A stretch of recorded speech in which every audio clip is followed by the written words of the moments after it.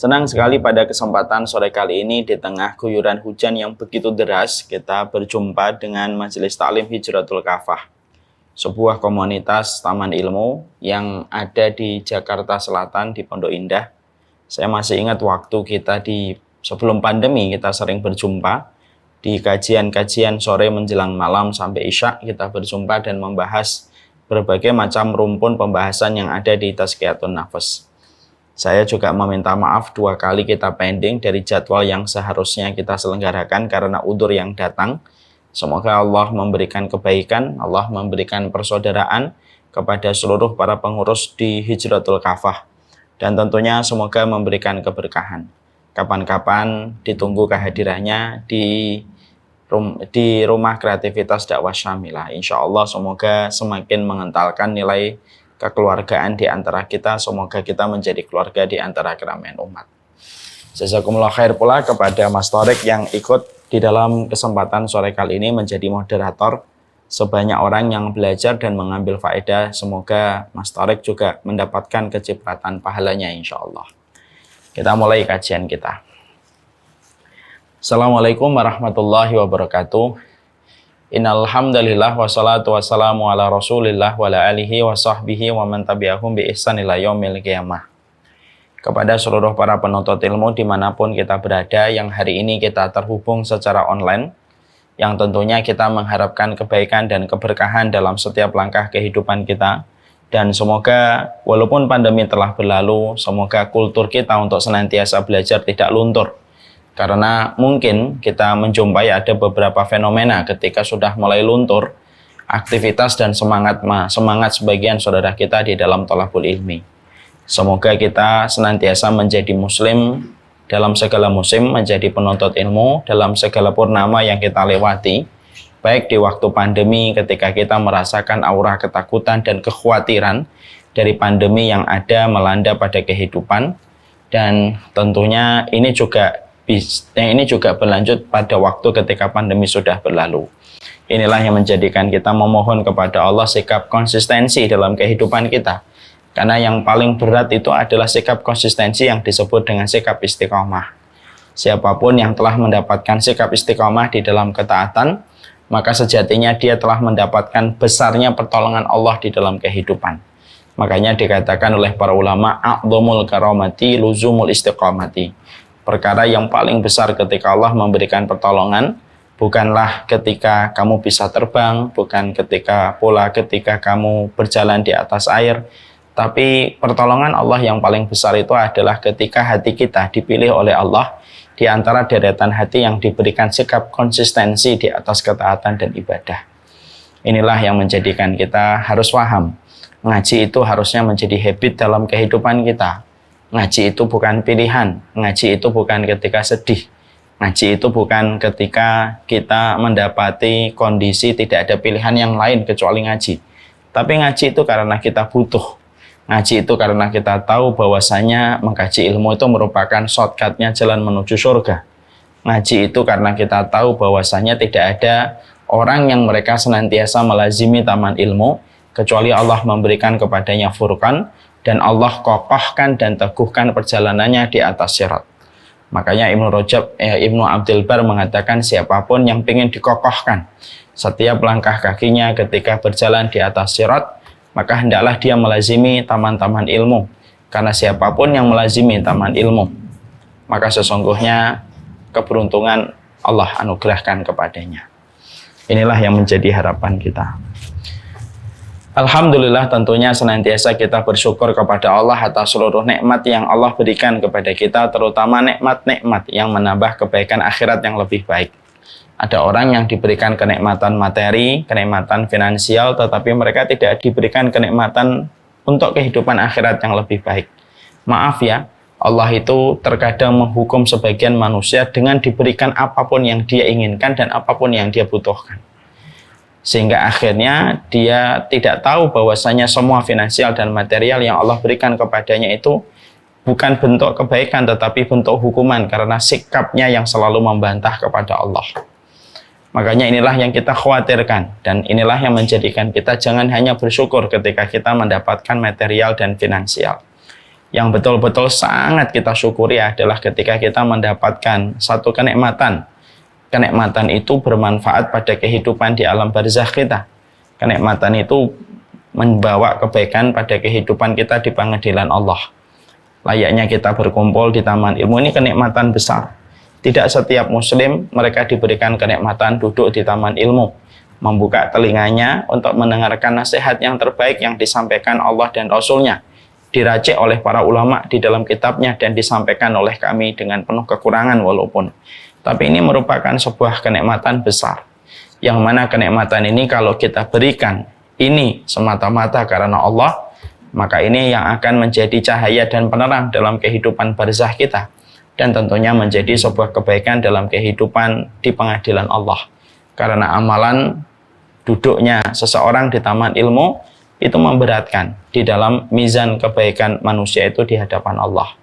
Semoga kita tidak terkena sebuah sindrom kesyukuran yang selalu diberikan oleh mereka kalangan materialisme. Karena sesungguhnya syukur itu ada dua. Syukur yang diberikan sama pecinta dunia dan syukur yang diberikan sama orang yang beriman kepada hari akhir. Orang yang bersyukur dari pecinta dunia, syukurnya itu memiliki syarat. Ketika hartanya datang, ketika materialnya dia peroleh, barulah dia bersyukur kepada Allah. Kalau itu semuanya tidak pernah datang, dia tidak bersyukur. Kalau mobilnya tidak datang, kalau finansialnya tidak datang, dia tidak bersyukur. Karena merasa bahwasanya kebaikan Allah harus sebatas pada material yang dia inginkan. Karena pola kehidupan materialisme, ya semacam itu. Beda dengan orang yang bersyukur ketika kita beriman kepada hari akhir. Orang yang beriman kepada hari akhir itu syukurnya jauh lebih bersukacita dan bahagia, mendapatkan sebuah kenikmatan yang membawa kehidupan akhirat yang lebih baik daripada bahagianya ketika mendapatkan kenikmatan yang bersifat duniawi. Dia tetap senang, dia tetap bersyukur mendapatkan kebaikan Allah dari kenikmatan duniawi, tapi rasa syukurnya, rasa bahagianya lebih besar ketika dia diberikan kemudahan melakukan sesuatu yang membawa kebaikan untuk akhiratnya. Dia lebih senang ketika malamnya dibangunkan oleh Allah, dia lebih senang ketika sorenya diberikan pertolongan oleh Allah untuk berzikir, dia lebih senang ketika diberikan kesempatan untuk duduk di taman ilmu, dia lebih senang kalau dia diberikan rasa rindu kepada Quran, rasa rindu kepada apapun kebaikan, maka itulah syukurnya orang yang beriman kepada hari akhir. Sekali lagi, saudara-saudara yang kami cintai, syukur itu terbagi dua. Syukur yang diberikan pecinta dunia dan syukur yang diberikan orang yang beriman kepada hari akhir. Pada keduanya ada cita rasa syukur yang berbeda. Nah, inilah yang menjadikan kita bersyukur kepada Allah, dan kita bersyukur semoga kita termasuk yang kedua. Bersyukur dengan cita rasa keimanan yang kita sikapi dari keimanan pada urusan akhirat kita.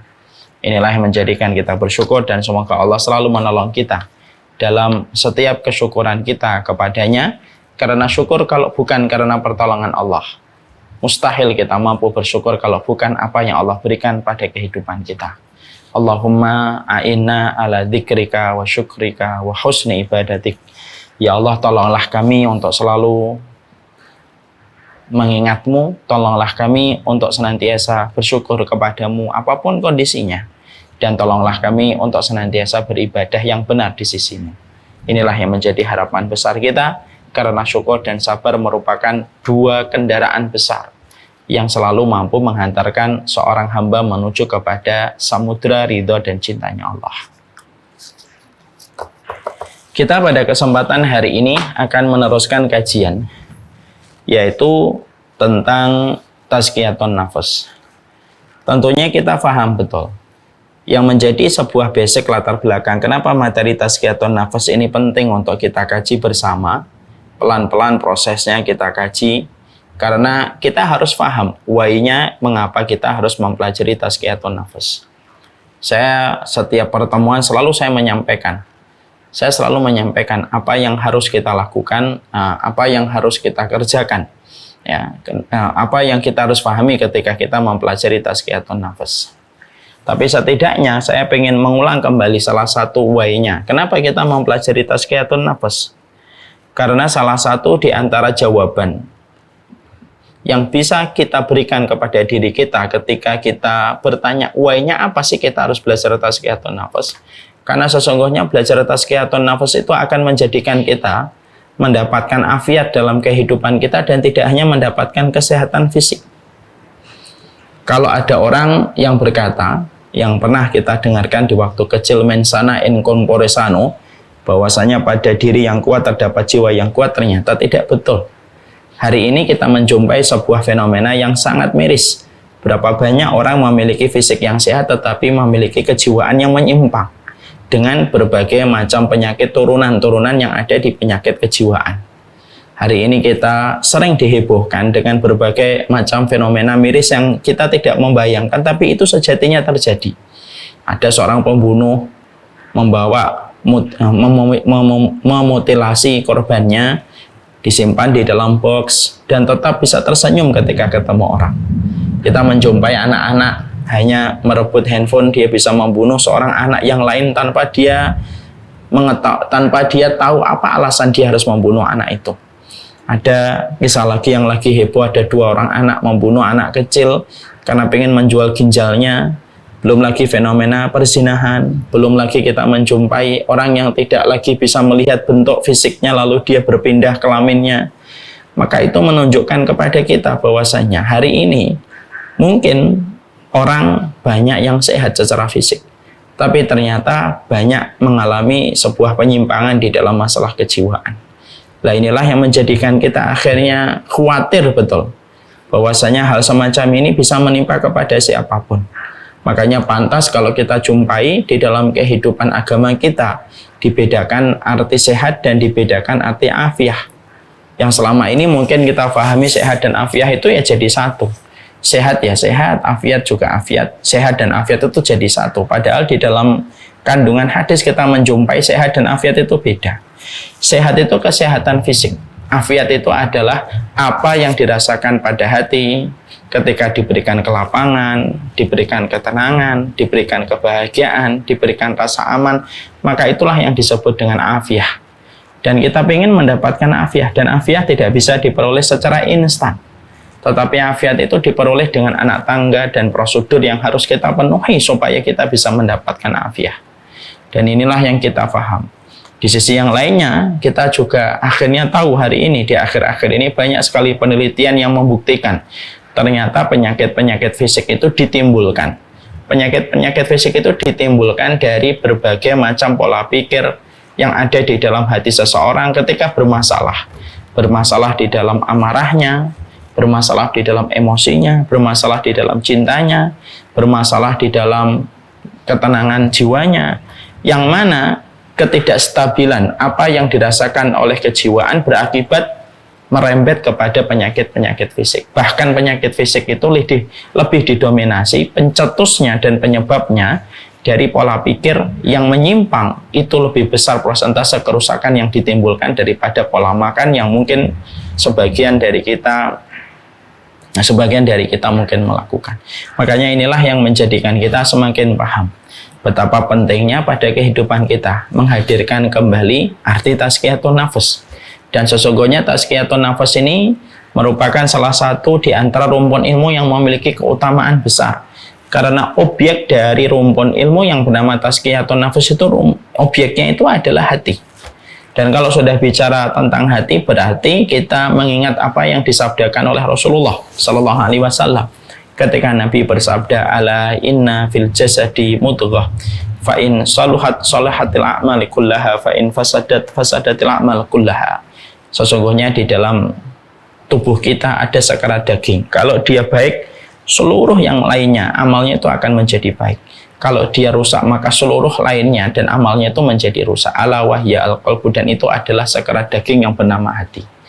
Berarti kalau kita membaca tentang hadis ini, berarti kita bisa memaknai bahwasanya kalau hatinya baik, maka yang lainnya pun baik. Jantungnya baik, livernya baik, lambungnya pun akan baik, otaknya pun akan baik kalau hatinya itu baik. Tetapi ketika hatinya tidak baik, maka jantungnya, livernya pun akan merasakan akibat yang tidak baik dari hati yang tidak baik. Dan itulah sejatinya kenapa di dalam Islam selalu memberikan perhatian yang sangat besar kepada hati. Karena poros kebaikan dan kerusakan manusia itu terletak pada hatinya. Itulah yang menjadikan kita akhirnya mengetahui bahwasanya di dalam Al-Quran porsi ayat yang membicarakan tentang hati dan kejiwaan itu jauh lebih banyak daripada ayat yang membicarakan tentang makanan dan minuman. Artinya, ya karena dominannya masalah kejiwaan, pikiran, dan hati manusia di dalam poros kebaikan ataupun keburukan seorang manusia.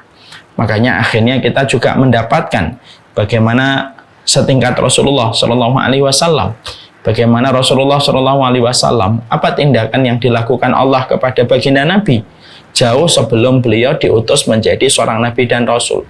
Diturunkan malaikat Jibril, dibedah dadanya Rasulullah 2 kali, dan tidaklah dibedah dada Rasulullah kecuali dibersihkan hatinya, lalu dikembalikan pada tempatnya, dijahit kembali, lalu turun kembali yang kedua kalinya pun sama, sampai kelihatan bekas jahitannya oleh Anas bin Malik. Dan itu sudah menunjukkan betapa besarnya porsi masalah hati untuk selalu menjadi perhatian kita. Sampai Allah pun ketika melihat kepada baginda Nabi, maka tindakan yang dilakukan oleh Allah kepada Rasulullah itu salah satunya membersihkan hatinya baginda Nabi Shallallahu Alaihi Wasallam. Nah, inilah yang menjadikan akhirnya kita masing-masing harus paham, jangan remehkan apa yang ada pada hati kita, karena sesungguhnya di sini poros kebaikan kita dan di sini merupakan poros keburukan kita. Kebaikan kita kebaikan kita dalam kehidupan, berkelakuan, dalam berucap, dalam berinteraksi tergantung pada hatinya. Sebagaimana kualitas kesehatan pun sama menyertai tentang itu. Sama pula sebaliknya siapapun di antara kita.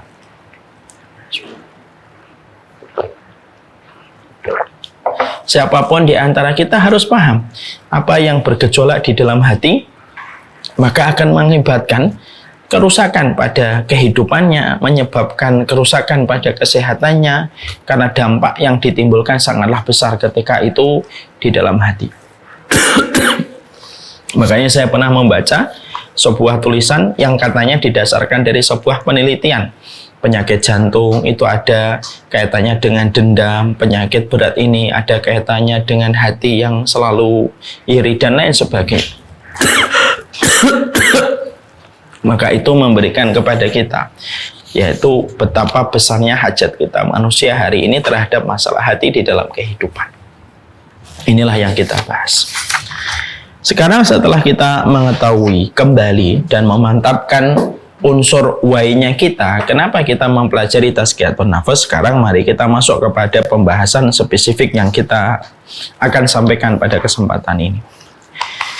Kemarin kita telah membahas bahwasannya hati itu terbagi menjadi 3. Ada hati yang sehat, ada hati yang sakit, ada hati yang mati. Kita juga membahas pada pembahasan yang akan menjadi perhatian kita, yaitu adalah kita harus mengetahui bahwasanya hati kita itu bereaksi dengan segala macamnya. Bereaksi terhadap nutrisinya, bereaksi terhadap vitaminnya. Sebagaimana hati kita itu bereaksi terhadap racunnya.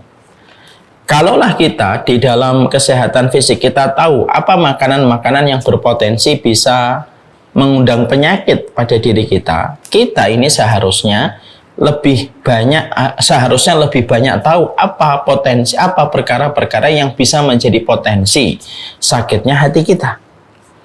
Makanya akhirnya Imam Ibnu Rajab, Imam Ibnu Qayyim, Imam Al-Ghazali lalu memberikan sebuah turunan di dalam pembahasan hati, lalu menyampaikan bahwasanya racun hati itu ada beberapa macam, yang kalau kita tidak waspadai, maka berpotensi besar menjadi racun.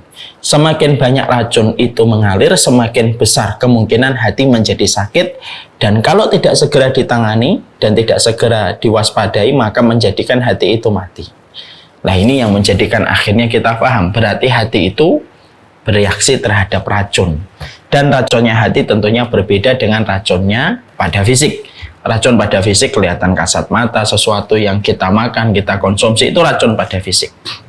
Makanya ada sebuah ungkapan bagus. Ada orang terkadang mampu menghindari racun di dalam makanan supaya tidak merusak fisiknya, jasadnya. Tapi banyak manusia yang mereka tidak menyadari ketika mereka menjaga diri dari racun-racun makanan untuk menjaga tubuh mereka, tetapi mereka terus mendatangkan racun pada hatinya. Yang akhirnya terjadi adalah matinya hati sebelum matinya fisik. Orang yang paling buruk, kata para ulama, orang yang paling buruk itu adalah orang yang mati hatinya sebelum mati fisiknya. Maka kematian yang ditimpakan kepadanya itu kematian dua kali. Mati dulu hatinya, sehingga tidak lagi merasakan peringatan, tidak lagi merasakan indahnya nasihat, tidak lagi merasakan indahnya untuk berjalan di atas ketaatan, tidak sama sekali bergetar dengan panggilan Allah, tidak sama sekali merasakan nikmatnya memenuhi sunnah Rasulullah. Itu matinya hati.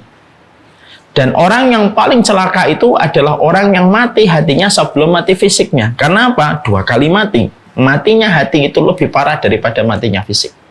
Orang kalau mati secara fisik, selesai. Udah selesai. Dia tidak lagi bisa menimbulkan banyak kerugian. Dia tidak bisa menimbulkan banyak kerusakan kalau sudah mati fisiknya. Tapi kalau orang mati hatinya, maka sesungguhnya dia masih bisa melakukan kerusakan dan menyebabkan kematian, pembunuhan, pendarahan, semuanya. Ketika dia itu sudah mati hatinya, sebelum mati jasadnya. Makanya ini musibah. Makanya mari kita merenungkan di dalam surat Al-Baqarah. Di dalam surat Al-Baqarah ada satu ayat yang patut menjadi sebuah perenungan untuk kita. Ya, ayatnya mungkin kita insya Allah hafal. Yaitu adalah ketika kita membaca pada ayat yang ke-10 dan ayat yang ke-11. Pada surat Al-Baqarah kita membaca fi qulubihim maradun fazadahumullahu marada walahum adzabun alimum bima kanu yakdzibun. Ini ayat yang ke-10. Mari kita baca artinya. Di dalam hati manusia itu ada penyakit. Hatinya itu ada penyakit, ya. Fazadahumullahu marada. Lalu Allah menambahkan penyakit itu ketika penyakit yang ada di dalam hatinya itu dibiarkan, ditambahkan itu penyakitnya oleh Allah. Walahum adzabun alimum bima kanu yakdzibun, dan bagi mereka adab yang pedih terhadap apa yang mereka dustakan. Menariknya untuk kita jadikan sebuah perenungan. Menariknya ayat yang ke-10 ini menariknya ayat yang ke-10 ini datang setelahnya ayat yang ke-11. Mari kita coba bedah ayat yang ke-11. Karena ayat yang ke-11 ini tentunya kita harus paham. Ayat yang setelah menerangkan tentang hati itu menerangkan tentang apa ayat yang ke-11 ini namanya ilmu munasabat, yaitu korelasi antara satu ayat dengan ayat. Ayat yang ke-11 Allah sampaikan di dalam surat Al-Baqarah itu apa? Wa idza qila lahum la tufsidu fil ardi qalu innama nahnu muslihun ala innahum humul mufsiduna walakin la yash'urun. Ketika Allah baru saja menerangkan tentang ini loh orang di dalam hatinya ada penyakit dan Allah menambahkan penyakit untuk mereka dan bagi mereka adab yang pedih. Ayat yang ke-11 datang setelahnya itu apa? Ayat yang ke-11 datang setelahnya itu adalah jika dikatakan kepada mereka jangan berbuat kerusakan, mereka akan mengatakan kami ini berbuat kebaikan, tetapi mereka lah pembuat kerusakan tetapi mereka tidak menyadari. Apa yang kita dapatkan korelasinya? Munasabatnya apa? Korelasinya apa? Ternyata orang itu kalau sudah mati hatinya, bukan hanya berdampak buruk kepada kesehatan, lu sampai dunia dan bumi orang yang di dalamnya pun akan mengalami kerusakan disebabkan perilaku orang yang mati hatinya. Orang yang mati hatinya. Jadi kerusakan yang ada di atas muka bumi ini, pelakunya itu selalu orang yang memiliki penyakit di dalam hatinya. Orang yang selalu memiliki penyakit di dalam hatinya itulah yang menyebabkan kerusakan. Mereka akan berbuat kerusakan dan saking mati hatinya, kalau ada satu suara diarahkan kepada mereka, jangan berbuat kerusakan. Mereka dengan pede akan menobatkan dirinya. Kami ini kaum yang membuat perbaikan, walaupun mereka berbuat kerusakan. Ya. Walaupun mereka itu berbuat kerusakan di mana-mana, mengalirkan darah, merusak apapun, membumi, hanguskan dunia ini, mereka tidak ngerasa. Membunuh ratusan ribu orang pun juga masih ketawa-ketawa. Ya. Makanya Allah menempatkan ayat yang ke-10, diletakkan setelahnya ayat yang ke-11, Wa idza qila lahum, jika dikatakan kepada mereka, mereka itu siapa? Yang memiliki penyakit hati. Jangan berbuat kerusakan. Mereka akan mengatakan, "Lu, kami tidak pernah berbuat kerusakan." Kenapa? Hatinya sudah mati. Sampai berbuat kerusakan pun maka dia halu. Sudah berbuat kerusakan, dia masih halu. Oh enggak kok, saya enggak berbuat kerusakan. Itulah parahnya. Makanya orang kalau sudah memiliki penyakit kejiwaan dari hati yang sudah rusak, kadang-kadang tidak bisa membedakan mana realitas dan mana realitas dan mana ilusinya dia. Sehingga dia itu nggak bisa, ini realitas atau ini kenyataan, ini realitas atau ini hanyalah pikiran saya sendiri, ilusi saya sendiri, itu nggak bisa membedakan. Itu salah satunya kan. Sampai akhirnya Allah menyampaikan kepada kita kan, lu sampai orang yang kalau sudah mati hatinya, lu berbuat kerusakan, ngalirkan darah, mungkin bunuh ratusan ribu orang, sebagaimana saudara-saudara kita mungkin yang ada di belahan dunia, misalkan di Irak, ada di Yaman, dibunuh sama seseorang gitu. Lalu akhirnya orang yang membunuh itu tidak pernah merasa bahwasanya itu berbuat kerusakan. Mereka merasa apa? Oh, kami itu berbuat perbaikan. Itu yang kita khawatirkan. Makanya akhirnya hari ini kita menjumpai banyak tindakan dan fenomena miris yang kita jumpai di dalam kehidupan bermasyarakat hari ini, dengan berbagai macam gejala yang membuat kita sedih, sekaligus pula membuat kita terkuras energi kita gitu ya. Dan kita itu ternyata mendapati, Masya Allah, itu selalu ada kaitannya dengan masalah hati. Sehingga akhirnya ada orang yang playing victim, dia sudah bersalah tapi bisa menggugat orang yang dia yang salah. Dia mungkin yang melakukan pelanggaran tapi dia bisa menggugat sama orang lain. Itu akan terus ada, dan ini merupakan sebuah realita. Hari ini kita berada pada zaman itu. Ya. Makanya inilah yang menjadikan kita semakin paham betapa mengerikannya masalah kondisi hati kalau kita biarkan. Cukuplah perkataan yang disampaikan ulama mengingatkan saya, mengingatkan antum semuanya. Yang kita dapatkan apa? Kematian hati sebelum kematian fisik. Kematian hati sebelum kematian fisik itu merupakan sesuatu yang paling besar di dalam kehinaan. Karena matinya fisik itu lebih baik daripada matinya hati. Kata para ulama, matinya fisik lebih baik daripada matinya hati. Orang kalau sudah mati fisiknya, mati jasadnya, sudah selesai. Dia tidak akan berbuat apapun lagi. Tapi kalau ada orang yang mati hatinya, tapi tidak mati fisiknya, dia akan terus membuat keonaran, kerusakan, pertumpahan, dan berbagai macam hal. Disebabkan kondisi hatinya yang mati. Nah, itulah yang menjadikan kita harus paham. Lalu setelah kita memahami bahwasanya kita dituntut karena kita merupakan owner ya, kita ini kan owner. Kita merupakan owner dari hati kita. Karena kita adalah owner dari hati yang kita miliki, itulah yang menjadikan kita dituntut untuk paham. Apa itu perkara? Apa itu yang bisa menjadi racun bagi hati kita? Yang ternyata kalau kita membiarkan itu diresap oleh hati kita, ya tentunya menyebabkan berbagai macam kerusakan yang berdampak pada kondisi hati kita. Maka kata Imam Ibnu Qayyim, kata Imam Al-Ghazali, kata Imam Ibnu Rajab, maka setidaknya racun hati itu ada 4. Sebelum kita membahas itu, tentunya Abdullah bin Mubarak patut kita renungkan perkataan beliau. Ra'aitud dunuba tumitul qalba wa qad yurisud dulla idmanuha wa tarkud dunubi hayatul qalbi wa khairul li nafsika isyanuha. Abdullah bin Mubarak sudah memberikan sebuah hikmah karena Abdullah bin Mubarak ini ulama besar setelah masa para sahabat. Abdullah bin Mubarak mengatakan, aku melihat dosa itu mematikan hati, membiasakannya mengakibatkan kehinaan. Meninggalkannya adalah kehidupan hati. Artinya meninggalkan racun-racun hati itu adalah kehidupan hati. Dan selalu menjauhi itu adalah perkara terbaik yang kita lakukan di dalam kehidupan. Makanya inilah yang menjadikan kita harus memahami racun hati itu ada 4. Yang pertama yang sudah kita bahas adalah banyak bicara. Tentunya kita harus paham ya, bicara itu perkara mubah. Tapi yang disorot pada pembahasan masalah tazkiyatun nafas ini bukan bicaranya, karena memang pembicaraan itu perkara mubah. Yang tentunya bisa menjadi warisan racun bagi hati kita itu kalau orang sudah memiliki sifat banyak bicara dalam setiap perkara.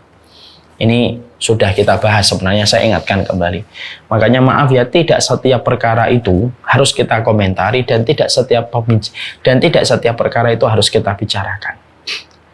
Karena ketika kadar kita diberikan oleh Allah jatah untuk bicara kalau sudah berlebihan, maka setiap untaian kata dan kalimat yang keluar dari lisan kita, maka akhirnya kembali kepada kita, bergaung kembali kepada hati kita dan menjadi beban untuk hati kita. Tanpa kita sadar, setiap kata yang kita keluarkan membebani hati kita. Karena hati itu selalu memikirkan setiap kata yang dilemparkan oleh manusia ketika bicara. Hati itu merasakan bebannya. Beban itu semakin berat, dan akhirnya takaran ketika sudah berlebihan menjadi racun. Dan itulah yang akhirnya menjadikan seseorang itu mendapatkan berbagai hal yang tidak baik pada hatinya dan perilakunya, terkadang disebabkan dari sebuah perkara yang dianggap mubah tetapi tidak sadar dia sudah berlebihan, yaitu adalah banyak bicara. Jadi banyak bicara itu merupakan salah satu perkara yang ternyata berpotensi besar membebani hati. Dan hati itu akan terbebani, dan ketika terbebani menjadi racun yang mengakibatkan sakit karena kelelahan dan keletihan, dan akhirnya berpotensi untuk merusak hatinya, mengakibatkan kemungkinan mati bagi hati tersebut. Kemarin saya sudah menyampaikan kan sebuah permisalan yang sederhana. Ini kalau ada botol, ini kalau saya kocok, ini di dalamnya adalah bersoda. Saya kocok ini botol bersoda ini, kalau saya kocok dengan sedemikian kuatnya, maka selama saya tidak membuka tutupnya, maka volume air pada botol ini tidak akan pernah berkurang. Ini contoh yang sudah sering saya sampaikan di banyak kesempatan. Tapi beda kalau saya mengocok botol bersoda ini, air bersoda ini, lalu saya buka tutupnya, maka air yang ada di dalam botol ini akan keluar berhamburan dan mengurangi volume pada botol ini setelah dibuka botolnya, tutupnya. Tutup botol ini adalah perumpamaan dari mulut kita. Air yang ada di dalam botol ini, air yang ada pada botol ini merupakan perumpamaan kualitas diri kita dan omongan kita sebenarnya. Makanya Masya Allah, ketika ada seseorang sudah dalam kondisi banyak bicara, maka sesungguhnya kualitas dirinya itu akan banyak berkurang. Tetapi ketika seseorang itu menahan dirinya dan tidak setiap perkara harus dikomentari, maka pada saat itulah dia telah menjaga kualitas dirinya ketika tidak setiap perkara itu harus dibicarakan. Berapa banyak kita sering menjumpai ada orang yang kita kenal dari kejauhan, rusak kehidupannya disebabkan karena 1, 2, 3 omongan yang pernah dia ucapkan. Kita juga pernah menjumpai ada orang yang akhirnya berakhir tragis di penjara hanya gara-gara tulisan yang dia turunkan di sebuah sosial media, dan akhirnya menanggung akibatnya itu banyak. Maka itu yang bisa menjadi salah satu perenungan untuk kita. Makanya kita sebagai seorang mukmin, ketika kita memiliki hati kita, karena kamu honor dan saya honor dari hati kita, maka kita dituntut tidak setiap perkara itu harus dibicarakan dan tidak setiap perkara itu harus diomongkan. Dan kita tidak harus hadir dalam setiap perkara dan lalu berbicara dan memberikan reaksi. Kita ini tidak dituntut available all the time. Kita ini tidak dituntut untuk ada dalam setiap waktu. Enggak, kita nggak dituntut untuk kayak gitu. Makanya cukuplah bagi kita terkadang harus memikirkan kenapa dijadikan mulut itu 1, dijadikan telinga 2, supaya kamu banyak mendengar daripada kamu banyak bicara. Ya. Karena itulah sejatinya kehidupan seorang mukmin. Bicara boleh, terutama dalam hajat-hajat tertentu. Pembicaraan tentang nasihat, pembicaraan tentang kebaikan bersama keluarga kita, pembicaraan bersama dengan anak kita, teman-teman kita yang solih, sahabat-sahabat kita yang solih, maka itu perlu. Tapi selebihnya tidak usah. Ketika memang tidak ada unsur kepentingan ketika kita harus bicara di tempat itu. Makanya saya itu sering menasihati sama diri saya sendiri. Tidak setiap perkara, wahai Umar Mita, kamu harus respon. Makanya sering kadang-kadang ada yang ngomong, Ustadz ini ada kejadian, respon dong. Tidak semuanya saya harus respon. Kalau semuanya sudah ada yang mewakili, sudah saya tidak ikut-ikutan lagi. Kenapa? Tidak semuanya harus bicara. Karena pada dasarnya begitulah sikap tuntutan. Bagi siapapun pemilik hati, siapapun yang merasa memiliki hati dan menjadi owner untuk hatinya, sedikit bicara. Ketika pada sesuatu yang tidak diperlukan ada hajat kebaikannya. Banyak bicara pada saat diperlukan dan memang ada hajat kebaikannya. Tentunya maaf ya, ini harus betul-betul dipahami secara utuh. Bukan berarti bicara tidak boleh, bicara boleh. Yang menjadi sebuah konten racun itu adalah ketika bicaranya sudah melampaui batas. Makanya disebutkan terlalu berlebihan ketika bicara. Dan tentunya masih ingat pembahasan dulu di awal-awal saya sudah pernah menyampaikan, setan itu kalau menggoda manusia dan menyesatkan manusia, naudzubillahi min dzalik, naudzubillahi minasyaitonir rajim. Setan itu kalau menyesatkan kehidupan manusia, setan itu kalau menyesatkan kehidupan manusia itu melalui 6 metode, melalui 6 jebakan. Kita ulang kembali, kita review kembali supaya kita ingat. Yang pertama, setan itu akan menggoda manusia supaya manusia berbuat kesyirikan. Kalau manusia selamat dari kesyirikan, setan akan menjebak dengan lubang jebakan yang kedua, yang disebut dengan perkara-perkara yang tidak dicontohkan Nabi. Kalau orang itu selamat dari jebakan yang kedua, setan tidak putus asa. Setan akan mendatangi yang ketiga. Jebakan yang ketiga bernama dosa-dosa besar. Dan dosa besar itu bukan hanya membunuh, bukan hanya minum khamar. Dosa besar itu banyak. Lebih dari 70 dosa besar. Dan kalau kita pengen tahu kapan, kalau kita pengen tahu perbedaan antara dosa besar dan dosa kecil, maka sesungguhnya harus paham apa yang disampaikan oleh Imam Adz-Dzahabi. Kalau ada dosa, diterangkan ancamannya dengan kata laknat, berarti itu dosa besar. Yang keempat, yaitu dijadikan kita sibuk dengan dosa-dosa kecil yang sering diremehkan dengan sebelah mata. Dosa kecil diremehkan sebelah mata itu merupakan strateginya setan. Ya, kita harus ingat kata Rasulullah dengan bahasa yang sangat indah. Nabi mengatakan hati-hati sama dosa kecil.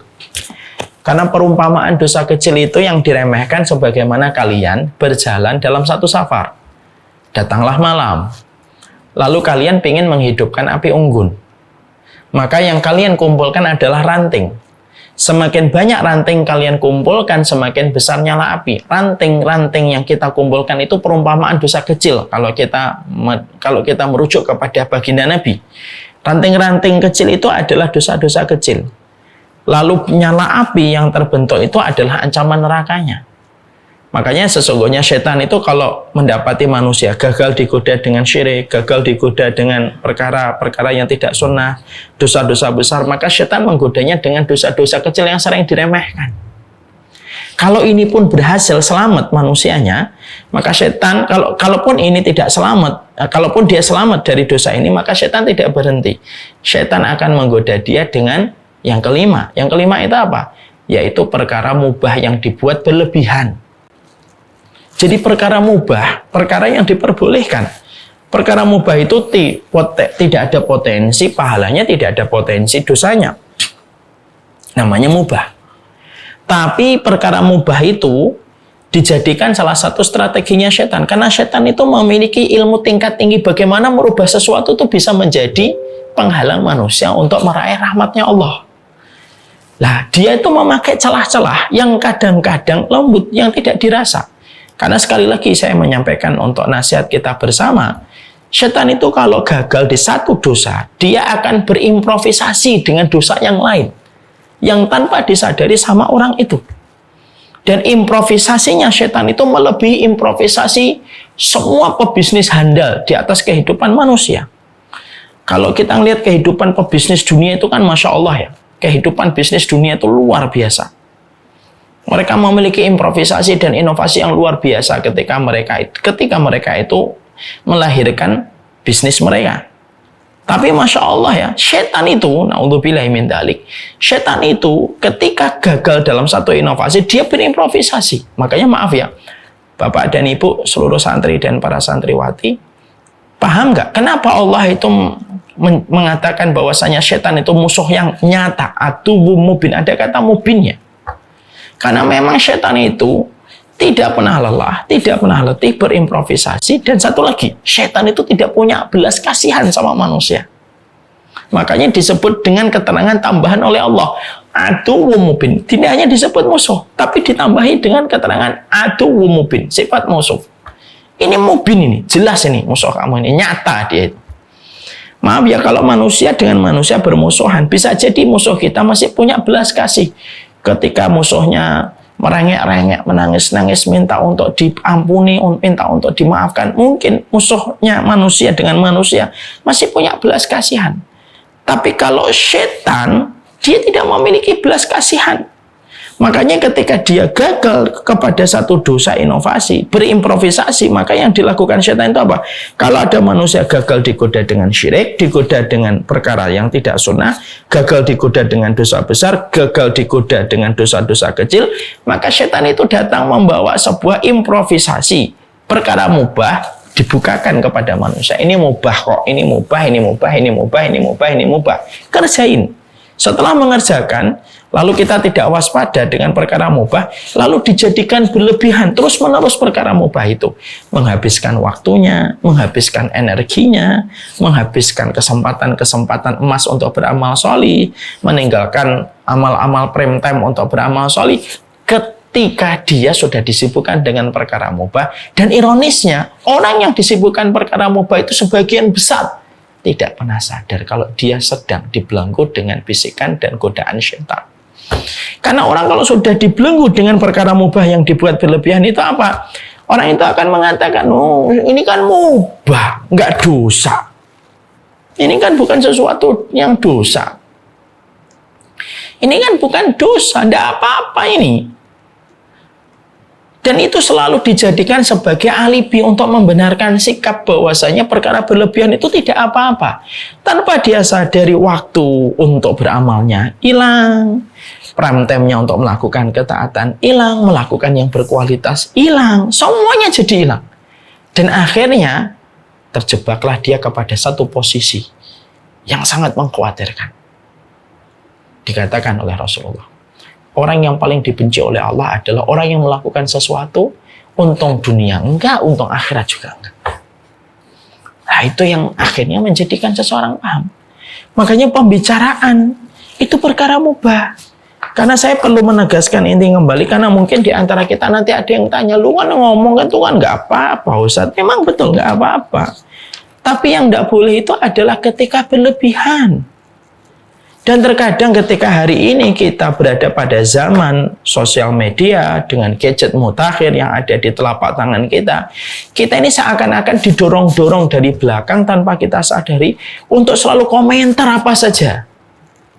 Ini komentari, itu komentari, ini komentari, singgah ke sana, singgah ke sini, singgah ke sana, komentari. Dan kita juga harus paham lah bahwasanya al-yadu tahullu mahalal lisan, al-kitabatu tahullu mahalal lisan. Bahwasanya kalau ada orang beralasan, kan saya nggak ngomong Ustaz, nulis. Para ulama kan juga sudah ngomong, tulisan itu menggantikan posisi pembicaraan. Dan berapa banyak orang yang mereka akhirnya menyadari pembicaraan itu akhirnya menjadi sesuatu yang disesali. Sangat disesali. Dalam kehidupan di dunia hari ini, berapa banyak kasus yang kita jumpai, kasus yang kita lihat, itu selalu kalau di breakdown masalah-masalah dari kasus-kasus itu selalu ada kaitannya dengan masalah omongan, dengan masalah tulisan.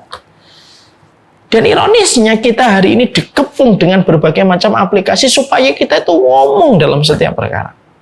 Perhatikan setiap aplikasi yang ada. Sampai game aja, bukan hanya game sekarang, tapi juga ada omongannya. Keluarlah kata sumpah serapah yang harus diperdengarkan ke banyak orang.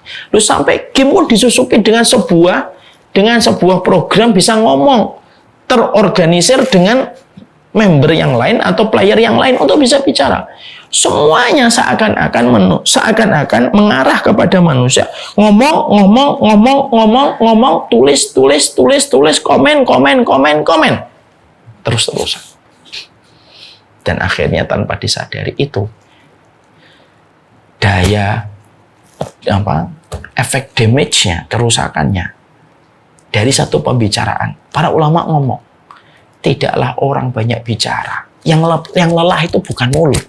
Yang lelah itu hati. Hatinya lelah, berdenyut dalam setiap perkataan yang keluar. Dia harus memikirkan perkataan itu bagaimana. Setiap omongan lagi dipikir lagi, setiap omongan lagi dipikir lagi, setiap dia ngomong dipikir lagi. Tanpa disadari bahwasanya itu sudah menjadi rongsokan dalam kehidupan kita dan menjadi racun yang menjalar kepada hati kita.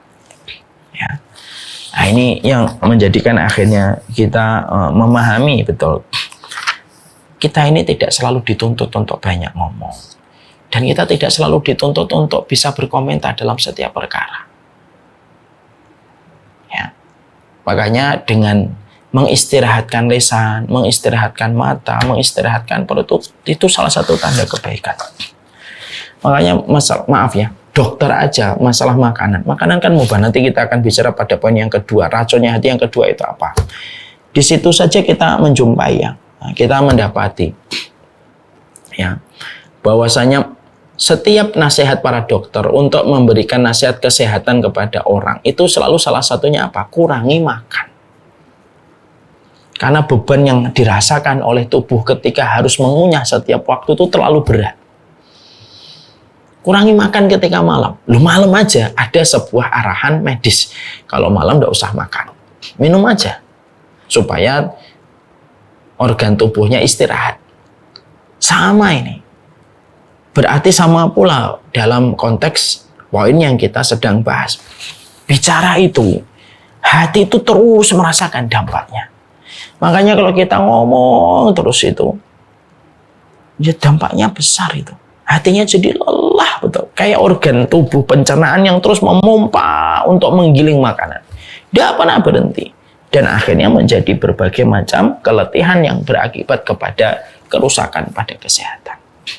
Intinya ya kita menegaskan kembali di sini. Inti betul yang kita pelajari hari ini. Mari kita didik lisan kita. Untuk tidak semuanya harus berkomentar. Tidak semuanya harus diomongkan. Kadang-kadang kamu menemukan kekecewaan apapun dengan istrimu, mungkin curhat sama Allah lebih baik daripada kamu menceritakan kepada orang yang tidak akan kamu sadari kemana omongan itu akan terus berjalan. Kamu lagi kecewa dengan suamimu, enggak usah ngomong di media sosial. Curhatlah sama Allah, ngobrol sama Allah. Sebaik-baik pembicaraan itu pembicaraan dengan Allah ketika berdialog dari hati kita, merasakan kehadiran Allah Subhanahu wa Ta'ala. Semoga Allah merahmati kita. Dan inilah mempertegas dulu karena memang sudah lama kita tidak kajian. Jadi saya mempertegas kembali dulu. Komitmen seorang mukmin itu adalah tidak semua harus kamu komentari dan tidak semua itu harus kamu sampaikan. Insya Allah pertemuan berikutnya baru akan kita tambahi banyak makan. Saya pertegas tadi karena menjaga pembicaraan itu termasuk salah satu hal cukup urgen dalam kehidupan kita. Ini yang dapat saya sampaikan dalam pertemuan hari ini. Sebelum saya menyerahkan majelis ini kepada Akhi Thorik, saya mengingatkan kepada seluruh yang hadir di sini.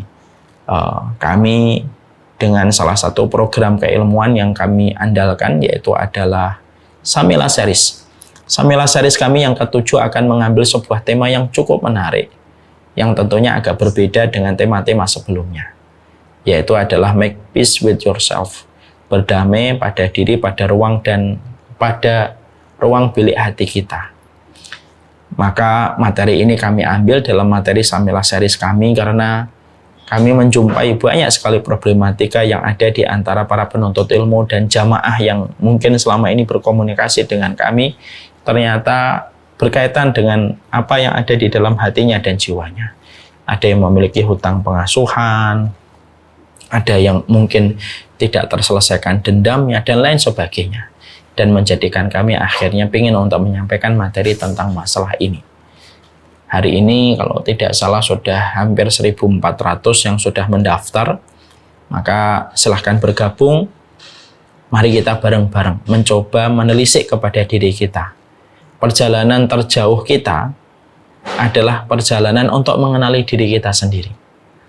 Perjalanan terjauh kita itu bukan ke bulan, bukan ke Mars, bukan ke dasar samudra, tapi perjalanan terjauh kita itu mengenali kepada diri kita sendiri. Wa fi anfusikum afala tubsirun. Di dalam dirimu, apakah kamu tidak pernah memperhatikan? Nah, itulah yang akan kita ambil.